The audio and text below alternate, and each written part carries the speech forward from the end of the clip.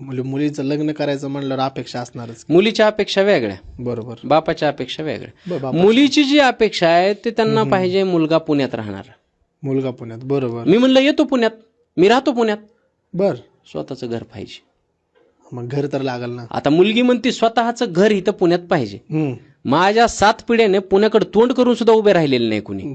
आता पुण्यात घर कसं घ्यायचं मी? अवघड आहे. नुसत्या घरावर थांबत नाही. पोरगी म्हणती शनिवार रविवार फिरायला आपल्याला गाडी पाहिजे. गाडी पण पाहिजे. बघा कुठून आणायची? बरं, मी एकदा विचार केला, काय जे काय जमीन असेल गावाकडची ती फुकू, इकू, बर, इकडं पुण्यात एखादं घर गाडी घेऊ, लग्न तर होईल. मग बरोबर आहे. तिच्या बापाची अपेक्षा गावाकडे जमीन पाहिजे. आता जी जमीन मला विकायची ती जमीन तिच्या बापाला पाहिजे.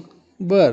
बापा शेती गावाकडे शेती पाहिजे बापाला. म्हणजे जरा बॅक. मी विचारलं का तुमची पोरगी आमच्या शेतात काम करणार आहे का? ती म्हणले नाही. मग शेती कशाला पाहिजे? ती म्हणले तुमचं कुठं मागं पुढं डगमगलं तर उद्या इकायला. बरं, नुसती शेती नाही, गावाकडे चांगलं घर बी पाहिजे. मी म्हणलं का? तर ती म्हणते पिशवी टाकवायला गावाकडे आल्यावर. 2 दिवस दिवाळीला जर पोरगी आमची गावाकडे आली ती चांगल्या घरात राहायला नको का? चांगल्या घरात राहायला पाहिजे. त्याच्यासाठी बी त्यांना घर पाहिजे.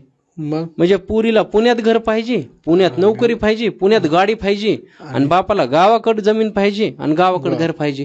कसं साधायचं हे सगळं? साधायचं मोठाच अवघड प्रश्न आहे. बरं झालं बाबा, म्हणजे पुरीच्या ठीक आहे, बापाच्या ठीक आहे, पण आईच्या काय अपेक्षा नाहीत हे. पुरीच्या आईची अपेक्षा तर लय डेंजर आहे. पुरीची आई म्हणती माझ्या पुरीला सासू नसली पाहिजे.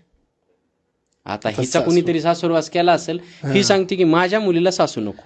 आता माराव का आमची म्हातारी आम्ही? अवघड आहे. मग या अवघड झाली ह्या अपेक्षा आहेत. कसं लग्न व्हायचं आमचं?